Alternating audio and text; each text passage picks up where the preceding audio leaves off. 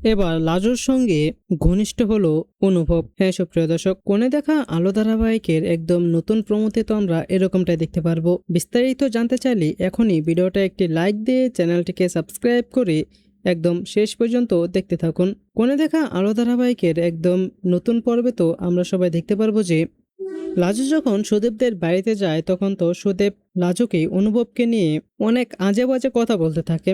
আর তারপর এই কথাগুলো শুনে তো লাজু অনেক বেশি রেগে যায়।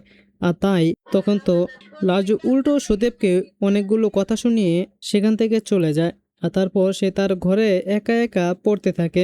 আর আমরা দেখতে পাই যে তখন ঘরের বাইরে চলে আসে সুদেব। আর সুদেব ঘরের ফাঁক থেকে লাজুকে দেখে মনে মনে ভাবতে থাকে যে এই সুযোগ, লাজুর সঙ্গে যদি আমি কাছাকাছি হতে পারি, ঘনিষ্ঠ সম্পর্ক করতে পারি, তাহলে হয়তোবা লাজু ওই সুদেবদাকে ভুলে যাবে।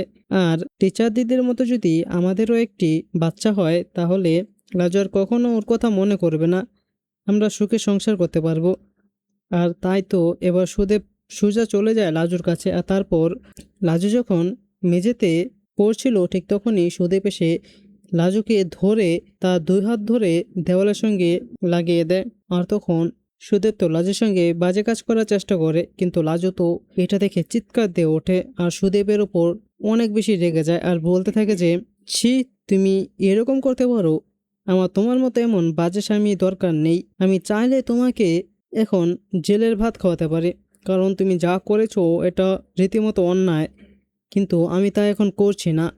আর এ বলে তখন লাজু মাঝরাতেই অনুভবকে মেসেজ দেয় যাতে অনুভব এসে লাজুকে এখান থেকে নিয়ে যায়। আর তারপর আমরা দেখতে পারবো যে অনুভব এসে লাজুকে তার গাড়িতে করে সেখান থেকে নিয়ে যায় এবং আমরা দেখতে পারবো যে এবার গাড়ির মধ্যে লাজুই নিজে অনুভবকে জড়িয়ে ধরে আর তারপর অনুভবকে চুমু খায়। তো সুপ্রিয় দর্শক, কেমন লাগলো আপনাদের আজকের এই প্রোমোটি সেটা নিচে কমেন্টে জানিয়ে দিন।